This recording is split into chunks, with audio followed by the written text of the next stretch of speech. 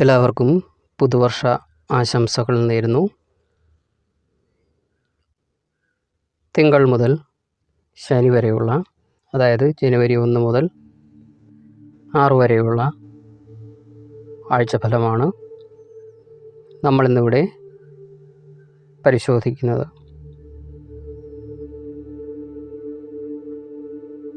തൊഴിൽ രംഗത്ത് പലവിധമായ തടസ്സങ്ങളും പരാജയഭീതിയും ഉണ്ടാകാം.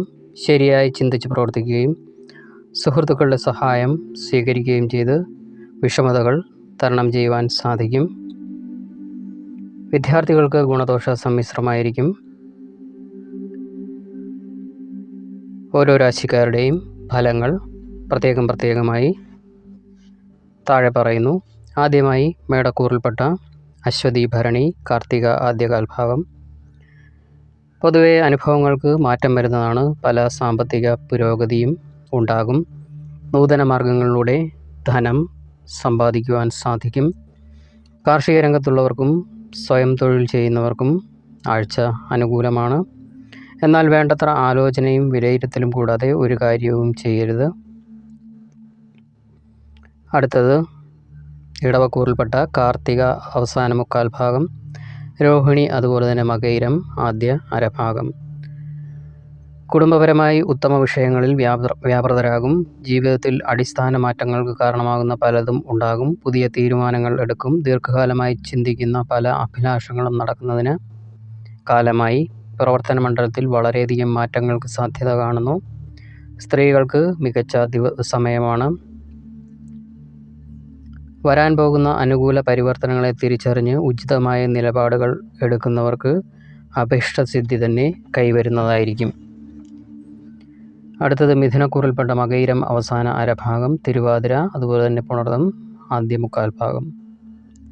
പല കാര്യങ്ങൾക്കും പ്രതീക്ഷിക്കാത്ത തടസ്സങ്ങൾ ഉണ്ടാകും. തീരുമാനിച്ച കാര്യങ്ങളിൽ നിന്നും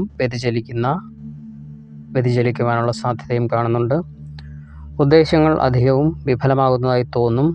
തികച്ചും ഉയരങ്ങളിൽ എത്തുവാൻ യോഗമുള്ള നിങ്ങൾ അജ്ഞാതമായ എതിർപ്പുകളും അതുപോലെ തന്നെ ദോഷങ്ങളിലും കുടുങ്ങുന്നതായി കാണുവാൻ സാധിക്കും. എല്ലാ കാര്യങ്ങളും മന്ദഗതിയിൽ ആകുന്ന ഒരു അവസ്ഥയുണ്ടാകും. എന്നാൽ ഉറച്ച തീരുമാനവും ദൃഢനിശ്ചയവും ഉണ്ടെങ്കിൽ ഇതിൽ നിന്നെല്ലാം മോചനം നേടി വിജയപഥത്തിലെത്തുവാൻ സാധിക്കുന്നതാണ്. അടുത്തത് കർക്കിടകക്കൂറിൽപ്പെട്ട പുണർതം അവസാന കാൽഭാഗം, പൂയം അതുപോലെ തന്നെ ആയില്യം. പൊതുവെ പലവിധ മാറ്റങ്ങൾ ഉണ്ടാകുന്ന ഒരാഴ്ചയായിരിക്കും. പ്രവർത്തന മണ്ഡലം കുറച്ചുകൂടി സ്വസ്ഥമാകുന്നത് കാണുവാൻ സാധിക്കും. സ്വന്തം പ്രയത്നം കൊണ്ട് പലവിധ പ്രതിബന്ധങ്ങളും മറികടക്കുവാൻ സാധിക്കും. ഔദ്യോഗിക രംഗത്തുള്ളവർക്ക് ഗുണകരമായ അനുഭവങ്ങൾ വന്നുഭവിക്കും. വിദ്യാർത്ഥികൾക്ക് വളരെ ഗുണപ്രദമായ സമയമായിരിക്കും. സ്ത്രീകൾ വിചാരിക്കുന്ന പലതും നേടുന്നതാണ്. കുടുംബത്തിൽ സ്വസ്ഥത നിലനിൽക്കും. ഗൃഹോപകരണങ്ങൾ, വാഹനം, പുതിയ വസ്ത്ര ആഭരണങ്ങൾ ഇവ കൈവശം വന്നു ചേരും. ആരോഗ്യം തൃപ്തികരമായിരിക്കും. അടുത്തത് ചിങ്ങക്കൂറിൽപ്പെട്ട മകം, പൂരം, ഉത്രം ആദ്യകാൽ ഭാഗം. തൊഴിൽ രംഗത്ത് ഉയർച്ചയുണ്ടാകും. പല കാര്യത്തിലും അപ്രതീക്ഷിത തടസ്സമുണ്ടാകുമെങ്കിലും ഈശ്വരാധീനത്താൽ അവയെ തരണം ചെയ്യുവാൻ സാധിക്കും. കഴിവും ബുദ്ധിയും പ്രത്യേക ഗുണവിശേഷണങ്ങളും മങ്ങിക്കിടന്നിരുന്ന നാളുകളായിരുന്നു മുൻപുണ്ടായിരുന്നത്. അതിൽ നിന്നെല്ലാം ഒരു മാറ്റം ഉണ്ടാകുന്നതാണ്. ജീവിതത്തിൽ ഉയർച്ച നേടുവാനും ആഗ്രഹങ്ങൾ കൈവരിക്കുവാനും സാധിക്കുന്നതാണ്. പൊതുവെ ഗുണം കൂടിയും ദോഷം കുറഞ്ഞ അവസ്ഥയുമായിരിക്കും. അടുത്തത് കന്നിക്കൂറിൽപ്പെട്ട ഉത്രം മുക്കാൽ ഭാഗം, അത്തം അതുപോലെ തന്നെ ചിത്തിര അരഭാഗം. അവിചാരിതമായ മാറ്റങ്ങൾ പലതും നടക്കുന്നതിന് ഉള്ള സമയമാണ്. പ്രതീക്ഷിക്കാത്ത ചില വലിയ നേട്ടങ്ങൾ കൈവരുന്നതാണ്. അപ്രതീക്ഷിതമായി ഉണ്ടാകുന്ന ചില ബന്ധങ്ങളിൽ കൂടി അപൂർവ ഭാഗ്യങ്ങൾ നിങ്ങളിലേക്ക് ഒഴുകിയെത്തും. തികച്ചും നവീനമായ ഒരു മാർഗത്തിലൂടെ ഉള്ള സഞ്ചാരം നിങ്ങളുടെ ജീവിതഗതി മാറ്റിമറിക്കുന്നതാണ്. പുതിയ വഴികൾ നിങ്ങൾക്ക് വേണ്ടി തുറന്ന് ലഭിക്കുന്നതായിരിക്കും. അതുപോലെ തന്നെ തുലാക്കൂറിൽപ്പെട്ട ചിത്തിര അവസാന അരഭാഗം, ചോതി അതുപോലെ തന്നെ വിശാഖം ആദ്യ മുക്കാൽ ഭാഗം. പൊതുവെ അപൂർവമായ ഒരു കാലഘട്ടമായിരിക്കും. വരുന്നത് വളരെ കാലമായി വെച്ച് പുലർത്തുന്ന അഭിലാഷങ്ങൾ സ്വന്തം പ്രയത്നത്താൽ സാധ്യമാകും. കാര്യപ്രാപ്തി കൈവരും. സാമ്പത്തിക സമൃദ്ധി ഉണ്ടാകും. നൂതന സംരംഭങ്ങൾക്ക് തുടക്കം കുറിക്കും. കലാരംഗത്ത് പ്രവർത്തിക്കുന്നവർക്ക് മികച്ച സമയമായിരിക്കും. വിവാഹം നടക്കാതെയിരുന്ന കന്യകമാർക്ക് വിവാഹകാര്യത്തിൽ തീരുമാനമാകും.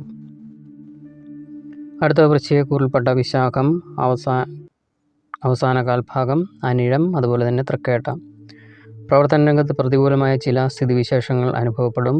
സർവകാര്യ പ്രാപ്തി ഉണ്ടാകും. ധനനഷ്ടങ്ങളും ഇച്ഛാഭംഗവും അനുഭവപ്പെടുമെങ്കിലും അതിൽ നിന്നെല്ലാം ഒരു മാറ്റം വാരത്തിൻ്റെ അവസാനത്തോടുകൂടി വന്നു ചേരും. എന്നാൽ രോഗങ്ങൾ പിടിപെടാനുള്ള സാധ്യത കാണുന്നുണ്ട്. പുതിയ കാര്യങ്ങളൊന്നും തുടങ്ങുവാൻ അനുകൂലമായ സമയമല്ല. യാത്രാവസരങ്ങളിൽ ജാഗ്രത പാലിക്കണം. പൊതുരംഗത്ത് പ്രവർത്തിക്കുന്നവർ ദുഷ്കീർത്തി വന്നുപെടാതെ ശ്രദ്ധിക്കുക. അടുത്തത് ധനുക്കൂറിൽപ്പെട്ട മൂലം, പൂരാടം, ഉത്രാടം, ആദ്യകാൽഭാഗം. വളരെ അനുകൂലമായ മാറ്റങ്ങൾ ആരംഭിക്കുന്നതാണ്.